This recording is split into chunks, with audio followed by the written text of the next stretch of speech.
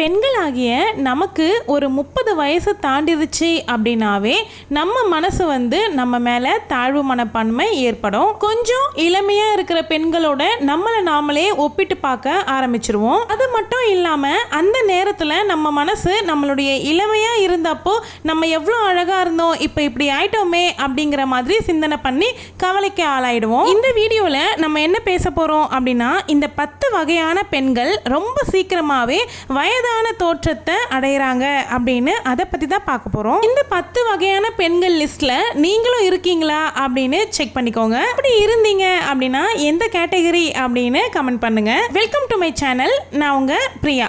என் சேனலை சப்ஸ்கிரைப் பண்ணி தொடர்ந்து ஆதரவு கொடுத்துட்ருக்கேன். உங்கள் எல்லாருக்குமே ரொம்ப நன்றி. இனிமேல் சப்ஸ்கிரைப் பண்ண போகிறவங்களுக்கும் ரொம்ப ரொம்ப நன்றி. ஃபர்ஸ்ட் கேட்டகரி என்ன அப்படின்னு பார்த்தீங்கன்னா, எதற்கெடுத்தாலும் கோபப்படும் பெண்கள். சின்ன சின்ன விஷயத்துக்கெல்லாம் கூட கத்தி கூப்பாடு போடுவாங்க. அவங்களுடைய குடும்பத்தாரங்களே அவங்க கிட்ட பேசுறதுக்கு ரொம்பவே அச்சப்படுவாங்க. நிச்சயமா அதிகமாக கோவப்படும் பெண்கள் தான் முதிர்ந்த நிலைக்கு சீக்கிரமாவே தள்ளப்படுவாங்க. அதனால உங்க மனசை எப்பவுமே அமைதியா வச்சுக்க கொஞ்சம் பழகுங்க. கோபத்தை குறைக்கிறதுக்கான வழிகளை தேடி அதை கடைபிடிக்க ஆரம்பிங்க. அடுத்தது பார்த்தீங்கன்னா, எப்பவுமே கவலைப்பட்டுக்கிட்டே இருக்கக்கூடிய பெண்கள்ங்க. கவலை, பயம் இது எல்லாமே ஒரே கேட்டகரி தான். நம்மளுக்கு இப்படி ஆயிடுமோ, இப்படி நடந்துருமோ, நம்ம வாழ்க்கை இப்படி இருக்கு, நம்ம வாழ்க்கை அப்படி ஆயிடுமோ அப்படின்னு சொல்லிட்டு ஏதாவது ஒரு கவலையை மனசில் போட்டு யோசிச்சுக்கிட்டே இருப்பாங்க. என்னுடைய சேனலில் போடக்கூடிய வீடியோஸ் எல்லாமே பெண்களுக்காக ஒரு மோட்டிவேஷனாக இருக்கணும் அப்படிங்கிறதுக்காக பெண்ணே உனக்காக அப்படின்னு ஒரு பிளேலிஸ்ட்டே ரெடி பண்ணி போட்டுக்கிட்டு வந்துட்டுருக்கேன். அந்த பிளேலிஸ்ட்டை செக் பண்ணிங்க அப்படின்னா உங்களுக்கு நிறைய இன்ஃபர்மேஷன்ஸ் கிடைக்கும். எப்போவுமே கவலையிலேயே இருக்கிறத விட்டுட்டு குழந்தைங்களோட நேரத்தை செலவழிங்க. உங்களுக்கு பிடிச்சமான விஷயத்தை தேடி தேடி போய் செய்யுங்க. உங்களுக்கு டிவி பார்க்கறதுல ஒரு மன அமைதி கிடைக்கும் அப்படின்னா டிவி பாருங்க. நம்ம எப்பவுமே கவலையாவே இருக்கும் பொழுது நம்ம முகமும் பொலிவிழந்து தான் காணப்படுவோம். அதுக்கப்புறம் என்னங்க, சீக்கிரமாகவே நம்ம முகம் சுருக்கமடைஞ்சு வயதான மாதிரி நம்ம மாறிடுவோம். அடுத்தது பார்த்தீங்கன்னா எக்ஸசைஸுங்க. உடற்பயிற்சிங்கிறது துளையும் செய்யாத பெண்கள் சீக்கிரமாகவே வயதான தோற்றத்தை அடையிறாங்க அப்படின்னு சொல்லப்படுது. நீங்கள் சொல்லலாம், நம்ம தான் வீட்டில் இருக்கிற ஏகப்பட்ட வேலைகளை நம்ம தானே செய்கிறோம், அதுவே நமக்கு ஒரு எக்ஸசைஸ் தானே, அப்புறம் எதுக்காக நம்ம புதுசாக எக்ஸசைஸ்லாம் தேடி கண்டுபிடிச்சி செய்யணும். அதாவது இப்போ நம்ம அப்கிரேட் பண்ணிக்கிட்டே வந்துட்டுருக்கோம் நம்ம லைஃப்பை. நம்ம துணி துவைக்கிறதுக்கு வாஷிங் மிஷின் வச்சுருக்கோம். சில வீடுகளில் டிஷ்வாஷருமே வச்சுருக்காங்க.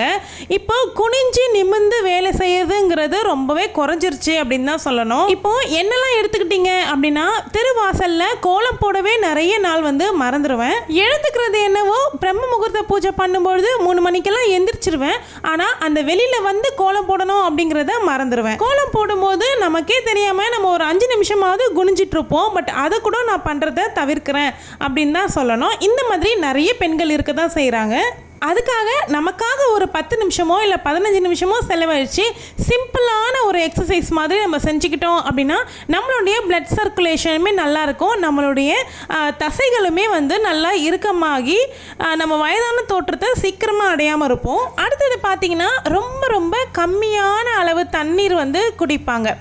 அது நான் கொஞ்ச நாளாக அப்படி தான் பண்ணிக்கிட்டு இருந்தேன். இப்போ கரெக்டாக அளவு வச்சு குடிக்க ஆரம்பிச்சிட்டேன். எனக்கு எங்கேப்பா டைம் இருக்குது, வேலையே கரெக்டாக இருக்குது, எனக்கு எங்கே தண்ணி குடிக்க கூட ஞாபகம் இல்லை அப்படின்னு சொல்கிறவங்க தாங்க அதிகம். ஆனால் சுவர் இருந்தால் தானேங்க சித்திரம் வரைய முடியும். அந்த மாதிரி நம்ம நல்லா ஆரோக்கியமாக இருந்தால் தான் நம்ம குடும்பத்தை நம்ம ஆரோக்கியமாக பார்த்துக்க முடியும். நம்ம குறைவான அளவு தண்ணீர் குடிக்கும் பொழுது நம்மளுடைய தோல் எல்லாமே சுருக்கம் அடைஞ்சிரும், பொலிவிழந்து காணப்படுவோம். இதுவே ஒரு வாரம் தொடர்ந்து தண்ணி நல்லா அளவு உங்கள் உடம்புக்கு எவ்வளோ அளவு தண்ணி தேவையோ அவ்வளோ அளவு குடிச்சு பாருங்க, உங்களுடைய முகம் பொலிவாக இருக்கிறத நீங்களே கண்டுபிடிப்பீங்க. அடுத்தது என்ன அப்படின்னு பார்த்தீங்கன்னா, ரொம்ப கம்மியான அளவிலான தூக்கத்தை எடுத்துக்கிறது. அதுவும் இல்லாத ரொம்ப லேட் நைட்டாக தூங்குறது. என்ன கேட்டிங்க அப்படின்னா, தூங்குறதுக்கு கரெக்டான டைம்னா 10 o'clock தூங்கிடணும்.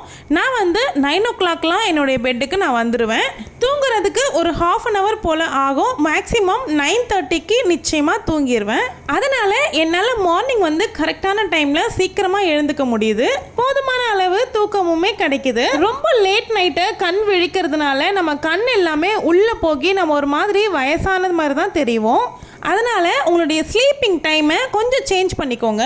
எப்போவுமே குடும்பம், குழந்தைகள், கணவர், வீடு, வாசல் இப்படியே யோசிச்சுக்கிட்டு இல்லாமல் நமக்கான நேரமும் நம்ம கொஞ்சம் எடுத்துக்கணும் அப்படின்னு நான் சொல்ல வரேன். அடுத்த கேட்டகரி யாருன்னு பார்த்தீங்கன்னா, எப்போவுமே ஒரு விதமான மன அழுத்தத்தோடையே இருப்பாங்க.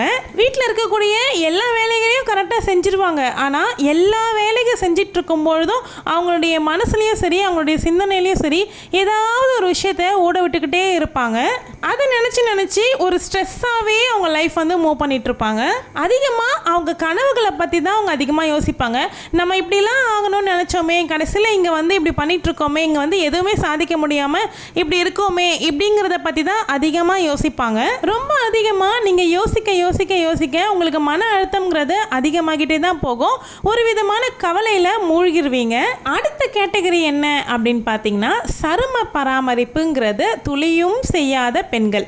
இப்படி கேட்டாவே நமக்கு ஃபர்ஸ்ட் சொல்லக்கூடிய விஷயம் என்ன அப்படின்னா, எனக்கு டைமே இல்லை, 24 மணி நேரம் எனக்கு பத்தவே இல்லை அப்படின்னு சொல்ற பெண்கள் தான் ரொம்ப அதிகம். கல்யாணம் ஆகிட்டாவே பாதி சரும பராமரிப்பை நம்ம சுத்தமாக மறந்துடுவோம். ஒரு குழந்தைன்னு ஒன்று பிறந்துருச்சு அப்படின்னா சுத்தமாக நம்மளை மறந்துடுவோம். முகத்தை வந்து கழுவாம, தலையும் வாராம அப்படியே அழுக்காவே சுத்திட்டு இருப்பாங்க. செல்ஃப் கேருங்கிறது ரொம்ப முக்கியங்க. அதுலயும் 30+ இருக்கோம் நம்ம அப்படின்னும் பொழுது செல்ஃப் கேருங்கிறது நமக்கு ரொம்பவுமே அத்தியாவசியமா மாறிடுச்சு. ரொம்ப டைம் கன்சியூம் ஆகாத மாதிரி ஒரு சிம்பிளான செல்ஃப் கேர் ரொட்டீன் வந்து எடுத்துக்கோங்க. அது உங்களை அழகா காமிக்கிறதுக்கு ரொம்ப ஹெல்ப்ஃபுல்லா இருக்கும். நீங்களுமே ஒரு கான்ஃபிடென்ட்டா இருப்பீங்க. இப்போ எனக்கு ஒரு கமெண்ட் போடுங்க. இந்த நான் சொல்லக்கூடிய இந்த இத்தனை கேட்டகரியில நீங்க எந்த கேட்டகரி அப்படின்னு கமெண்ட்ல கண்டிப்பா சொல்லுங்க. நான் அதை தெரிஞ்சுக்கிறதுக்கு ரொம்பவுமே ஆர்வமா இருக்கேன். நான் என்ன கேட்டகரி அப்படிங்கறத பத்தி இந்த வீடியோ லாஸ்ட்ல சொல்றேன். நம்ம சேனல்ல போடக்கூடிய கண்டென்ட் வந்து உங்களுக்கு ரொம்பவே பிடிச்சிருக்கு அப்படின்னா வீடியோவை லைக் பண்ணிக்கோங்க. யூடியூப் வந்து இப்போ புதுசா ஒரு அப்டேட் வந்து கொடுத்துருக்குங்க. நீங்க வீடியோ லைக் பண்ணும்போது கமெண்ட் செக்ஷன்ல ரைட் சைட்ல இருந்து ஸ்வைங்னு ஒரு ஹைப் ஆப்ஷன் ஒன்று வரும். அதை கிளிக் பண்ணீங்க அப்படின்னா எனக்கு நீங்க கொடுக்கக்கூடிய பாயிண்ட்ஸ் வந்து காமிக்கும். அதுவால உங்களுக்கு எதுவுமே ஆகாதுங்க. நீங்க அந்த பாயிண்ட்ஸை மட்டும் எனக்கு கொடுங்க. இதனால எனக்கு என்ன ஆதாயம் அப்படின்னு பாக்குறீங்களா? ஒன்றும் இல்லைங்க, இந்த வீடியோ உங்க மூலியமா இன்னொரு 4 பேருக்கு போய் சேரும், அவ்வளவுதான். எனக்கு நீங்க செய்யக்கூடிய ஒரு சின்ன ஹெல்ப்பா தாங்க இருக்கும் இது. இதனால நான் இன்னும் உற்சாகமா நல்ல கண்டென்ட்டா யோசிச்சு உங்களுக்காக கொண்டு வருவேன். சரி, இப்போ வீடியோக்குள்ள வருவோம். அடுத்த கேட்டகரி என்ன அப்படின்னு பாத்தீங்கன்னா, எதிர்மறையா சிந்திக்கிறவங்களும் எதிர்மறையா பேசுறவங்களும். எப்ப பார்த்தாலும் எந்த ஒரு காரியமா இருந்தாலும் சரி, எந்த ஒரு இடமா இருந்தாலும் சரி, எதிர்மறையாவே சிந்திச்சிட்டு இருப்பாங்க. நேர்மறையான சிந்தனைங்கிறதே அவங்களுக்குள்ள வரவே வராது. அந்த மாதிரி ஆப்போசிட் மைண்டடாவே இருக்காங்க அப்படின்னும் பொழுது அவங்க முகத்திலையுமே ஒரு பொலிவுமே இருக்காது. ஏன்னா அவங்களே ஃபுல் அண்ட் ஃபுல் நெகட்டிவ்ல மூழ்கி இருக்கும்போது எப்படிங்க பொலிவா இருப்பாங்க?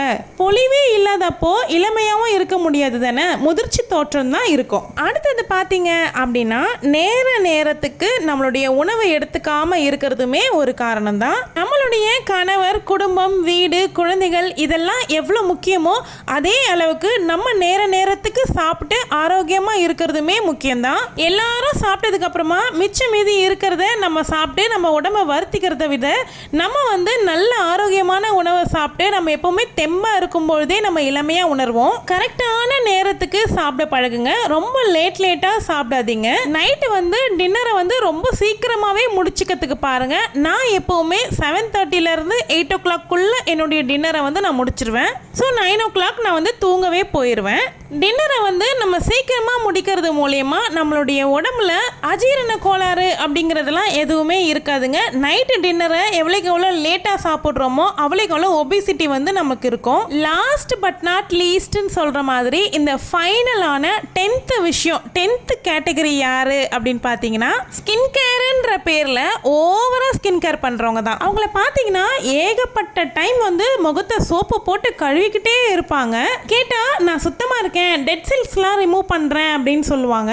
3 தடவை 4 தடவைன்னு முகத்துக்கு சோப்பு போடுறது ரொம்பவே தப்புங்க. ஸ்கின்னோட மாய்ஸ்சர் தன்மையே போயிட்டு ரொம்ப ட்ரை ஸ்கின்னாக மாறிடும். என்ன சொல்ல வரேன் அப்படின்னா, சுத்தமாக சருமத்தை பராமரிக்காமல் இருக்கிறதும் தப்பு, அதிகமாக பராமரிக்கிறதும் தப்பு. எதுக்குமே ஒரு அளவு இருக்கணும்ல. அவ்வளோதாங்க, நான் 10 கேட்டகரியுமே சொல்லி முடிச்சிட்டேன். நீங்கள் எந்த கேட்டகரி அப்படின்னு சொல்கிறதுக்கு மறந்துடாதீங்க.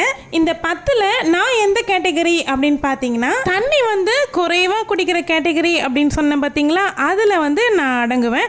அதுக்கப்புறம் பார்த்தீங்க அப்படின்னா செல்ஃப் கேருங்கிறது இப்போ ரொம்பவே குறைஞ்சிருச்சு. எனக்கு இது ரெண்டுத்தையுமே நான் மாற்றிக்கணும் அப்படின்னு நல்லாவே புரிஞ்சிருச்சு. தண்ணி குடிக்காததுனால என்ன ஆகுது அப்படின்னு பார்த்தீங்கன்னா, உடம்பு வந்து வெயிட் போட ஸ்டார்ட் ஆகுது. தண்ணி நிறைய குடிச்சிட்டு இருக்கும்போது வெயிட் லாஸ் ஆகும். நான் வந்து ஆல்ரெடி டயட் வந்து மெயின்டைன் பண்ணி நான் வந்து ஒரு 10 kgsக்கும் மேலே வந்து வெயிட் லாஸ் பண்ணியிருக்கேன். அகைன் இப்போ வந்து ஒரு 5 to 6 kgs வந்து வெயிட் வந்து ஏறிட்டேன். அது எனக்குமே நல்லா தெரியுது.